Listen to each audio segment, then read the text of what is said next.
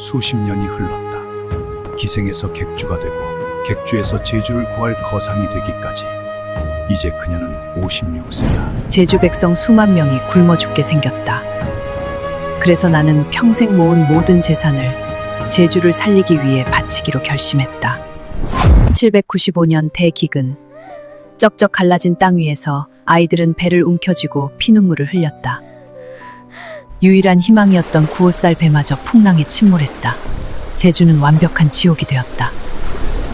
백성들은 죽어나가는데 썩어 빠진 관리들은 관아에 숨어 제 배만 불리고 있었다. 밤새 피가 나도록 입술을 깨물었다. 나라도 나서지 않으면 모두가 죽는다. 상인들과 하인들이 바짓가랑이를 붙잡고 울었다. 그 큰 돈을 어떻게 다 버리냐고. 상관없다! 관아문을 박차고 들어가 소리쳤다. 내 돈으로 육지의 쌀을 전부 사올 테니 배를 내어주시오!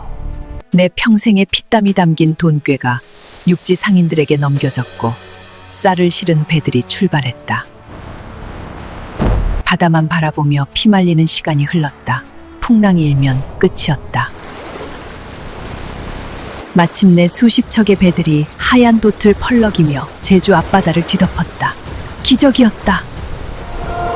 가마솥에 흰쌀밥이 끓어올랐다.